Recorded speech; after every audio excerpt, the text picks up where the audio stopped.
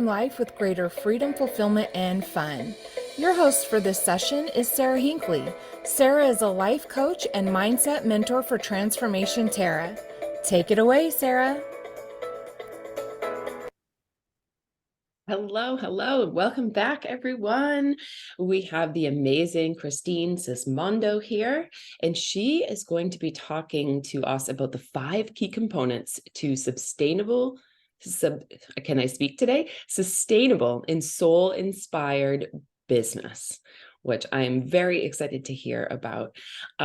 Christine is a spiritual business strategist and an energy healer. We were talking a little bit beforehand, and she has an amazing story. Her life has gone all different directions, and I'm so excited to hear all about that. So before we jump into your talk, Christine, if you wouldn't mind just telling us, like, where did this passion come from? How did you get here today? Yeah, thanks for asking. So the journey actually started when I was 6, and I'll come back to that in a second. But it's like you said, it's taken a bunch of twists and turns, and then sort of circled all the way back to the beginning.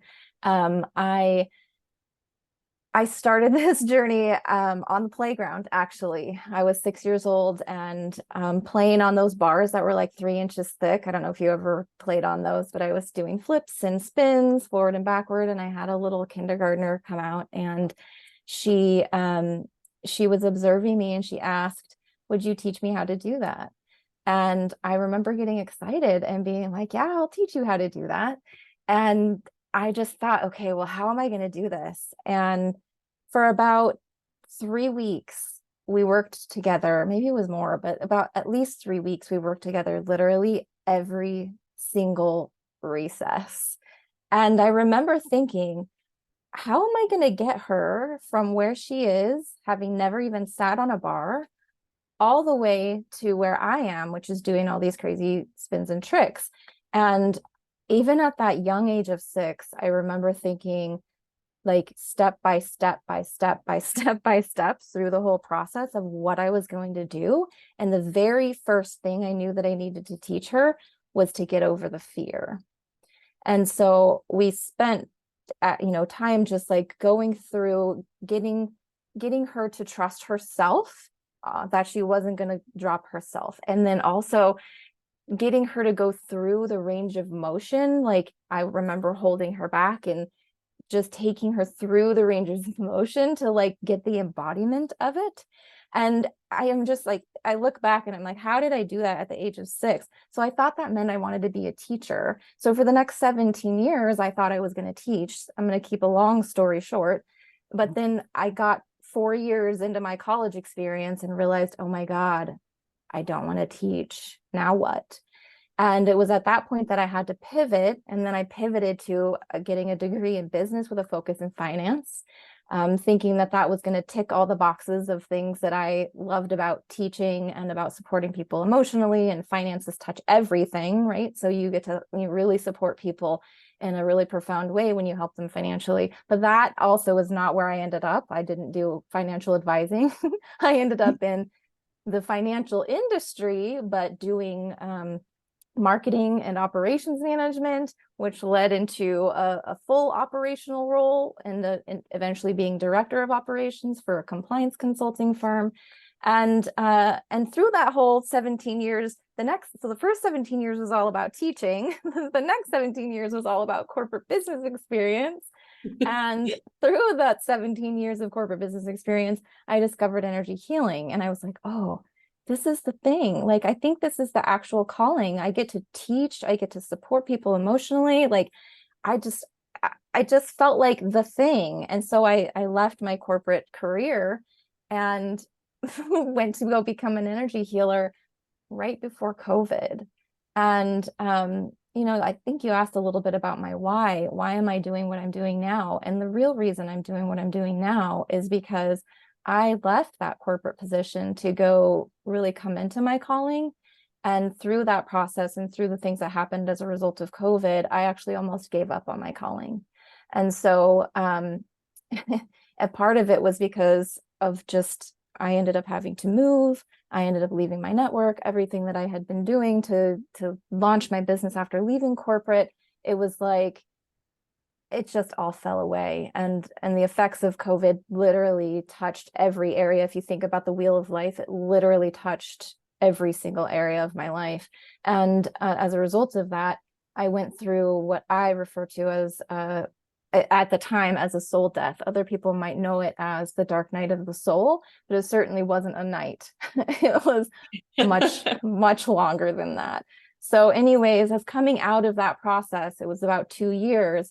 And through the coming out of that process, I realized, like, I was trying to ignore my whole business experience. I was when I left to go do energy healing, I just thought, I'm just going to chop that off and ignore that part of my life. And the universe was like, no, no, no, you're actually meant to do something more than that. And so that's how I ended up here doing what I'm doing now. Oh my gosh, I love that. I love that so much because it's so clear that each step of the way really did mold you into where you're at today. And it's like you can see probably see the whole picture now, like, oh, the teaching of the little girl at the age of 6 and how that ties into what you're doing today. And the corporate thing, I love how you were like, no, that's just something else. But no, the universe had another plan, right? Which it always does. And like sometimes we don't know why the things are happening in our lives that are happening. Mm-hmm. It's some time, give ourselves that grace and space and just keep moving forward. It's like, oh my God, this is it. This So is it. I absolutely love that. What a beautiful, beautiful story. And a little like entrepreneur at 6, you didn't even know it. Yeah, exactly. That brings me to the question around, these 5 keys that you've come up with that are really the components to sustainable and soul inspired business. Would you tell us a little bit about those and how you're using those? Yeah, definitely. And first, I want to say that I used the word key here, but what I actually normally say is core. And the reason is because the word core actually relates to our heart. And these 5 core components of a soul inspired and sustainable business, they actually start with us. They start with our heart. They start with our passions. They start with just our joys and everything, our loves, everything related to that heart space. And so one of the first component is a desire.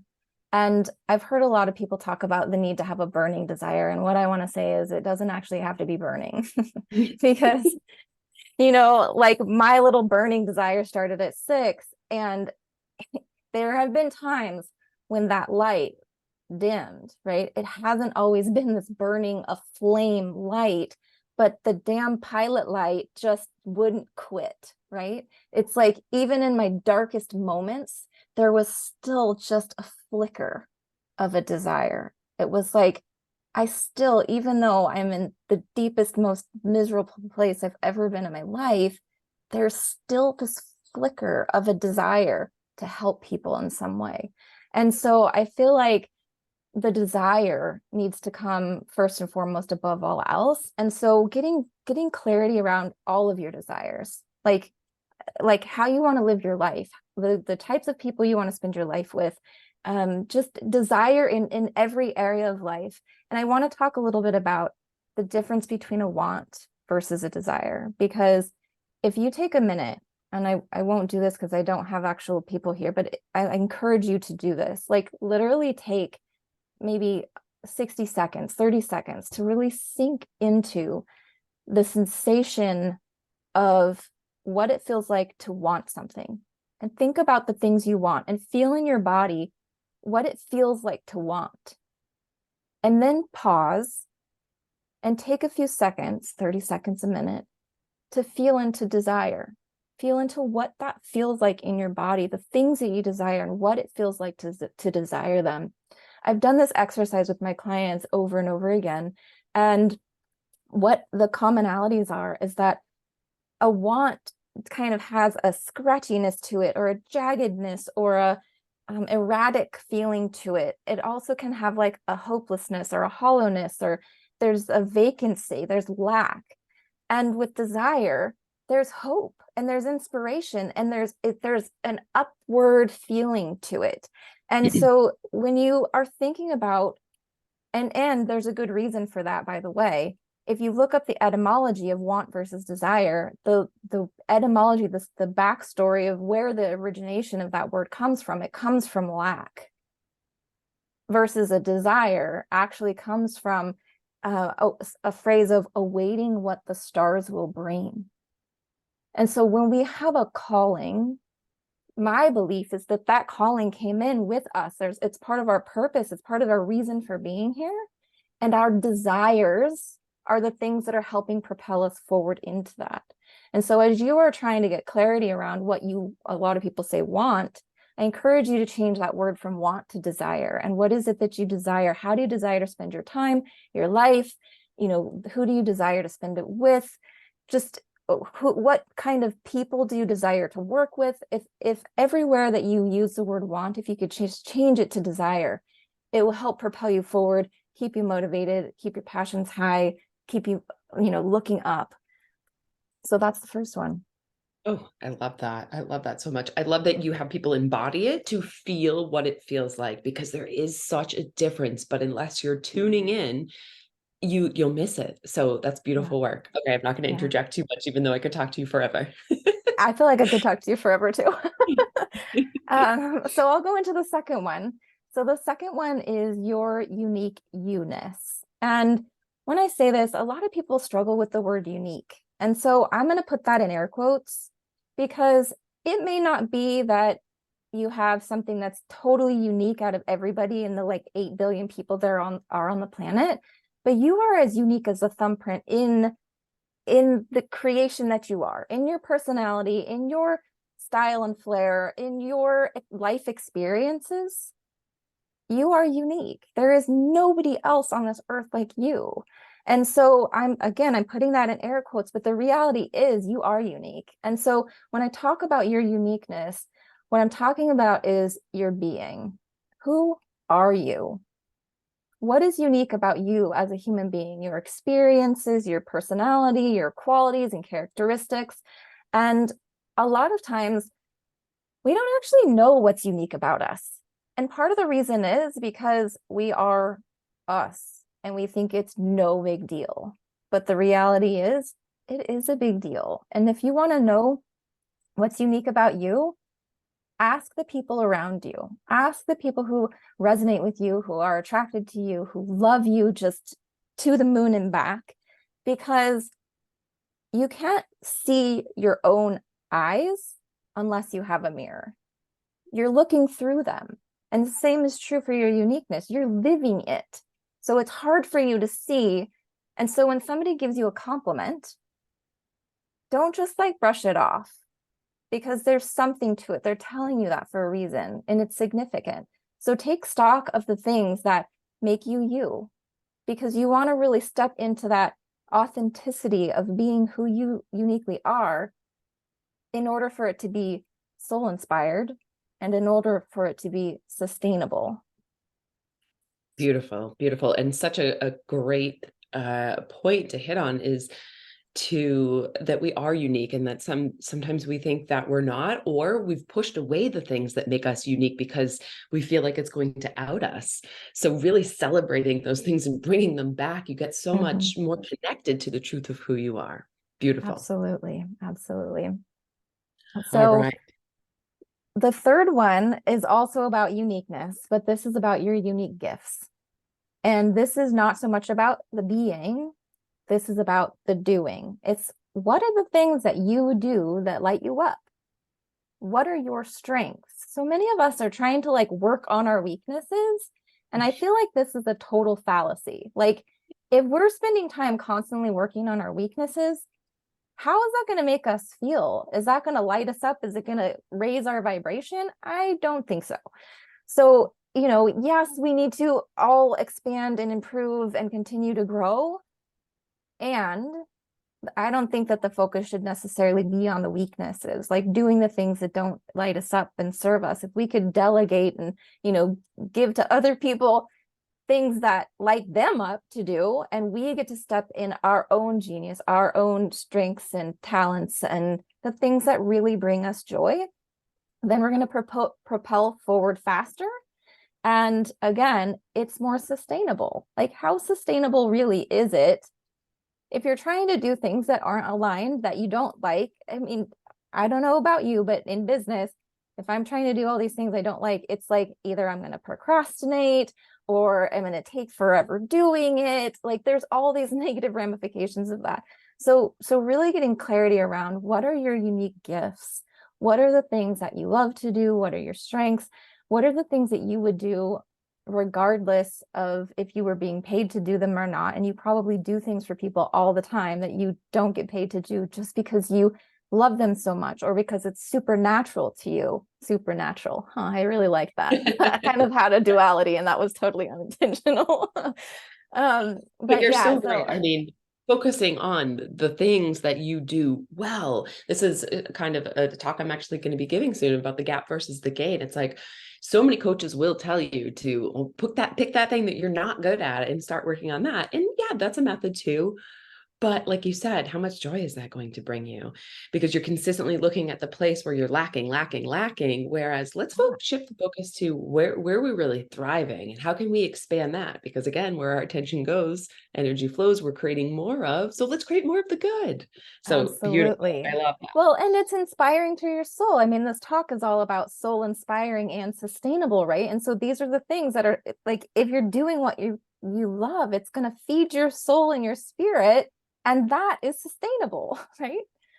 Yes, love it. Love it. All right. Yeah. So notice so far it was changing the want to desire, your unique you-ness, discovering what that is, and then really focusing on what lights you up versus always focusing on what things are challenging and more difficult for you.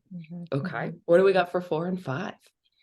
So number 4 is all about your right fit client. And I use this terminology, right fit, quite intentionally. I don't know how many of you have tried to do ideal client work or perfect client work or client avatar work, and you've spent months or weeks, months, maybe years. A lot of my clients have spent up to 20 years trying to figure out who's my, ideal, perfect client avatar. And the struggle is real. Like, I'm not discounting it because I went through it myself. The struggle is real. Yeah. And one of the things that shifted for me the most was this term right fit. When I heard my mentor, Barry Baumgartner, use the term right fit, and she compared it to a right fit husband, it was like the light bulb went off for me. I was like, that makes all the sense in the world. And how I like to think of it is, here's you've got all these passions and things you like to do and how you like to serve people. And here's the clients, okay? When you have a client who is struggling with something that lights you up, which is sort of masochistic, but it's the reality. Like, we get pleasure from somebody else's pain. Let's just be honest and real. So when somebody has a problem that you're like, ooh, I can help with that, right? You get lit up and then there's a match, right? When somebody has a certain personality that you are attracted to, and then you become attracted to each other, you get lit up and you're a match. And so it's not just, you think about their pain points. You also think about their desires. What is it that they desire? Do you have the ability to help them get what they desire? Oh, that's a match. And so it's like, when you think about all these different aspects of right fit client, it's like, what are the challenges and things that they have that light you up to fix, to help them overcome, right? What are their desires that they want, that the path, the strategy, the mindset, the whatever that's going to help them get there. And even deeper than that, to think about who they are as a person. I mean, so much of the time when people are talking about ideal clients, they're like, who's your client avatar? Like, where do they shop? And all these different things, and yeah, some of those things can help you, but the bigger deal is like, well, why do they shop there? Do they shop there because they're totally into like super fancy purses, and you are also into super fancy purses and you want to give like a really high level quality experience? Or do they shop, like, let's say it's, I don't know, I'm not even going to give a name, but like maybe it's like some hippy dippy store, right? And that aligns because you are earth friendly and your clients are earth friendly, right? So it's more about who they are as a human being and what values they have, what matters to them, and really aligning your values with their values and getting clarity on who they are as a human being. And I can attest, Christine, that this is so powerful. When I change that too from ideal to, well, who would I really love in the characteristics of that person? Like I love nature and animals, and that stuff was important to me. And when I started writing that out and focusing on that, they came. And Yeah, they were the most aligned, beautiful people. So I love that piece of advice. All right. We have one more. We are getting close to the I end, know. but we do have a little bit of time. So what is number 5? Number 5 is aligned and sustainable offers. And so you have to think about what it is that you can offer other people. Again, it kind of goes back to right fit client. When you know who your right fit client is and what they desire and what their challenges are, then you can create offers that align with them and that are aligned with everything else about you, right? Aligned with your desires, aligned with your uniqueness, aligned with your gifts, right? So it's all about that alignment. And when you have all of that alignment all together, then that creates the soul inspired business that is sustainable at all levels, financially, emotionally, just everything. Yes. Love it. Love it. Love it.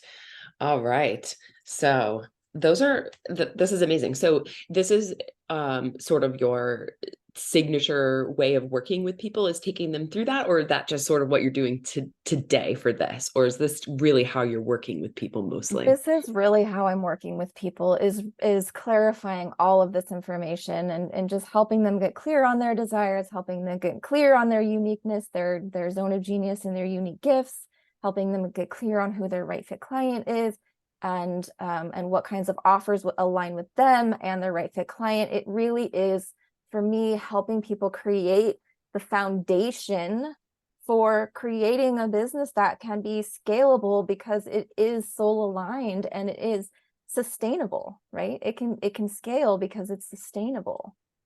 Yeah. I love that. I love that. I really could talk to you forever. We are so aligned in so many ways that we think, and you put new words around things, and I just love listening to you.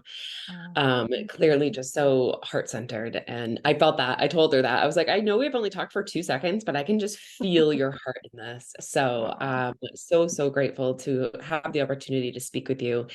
And she has brought this beautiful gift. It's a free gift. And this is actually an assessment. It's a fun little assessment. I took it myself last night.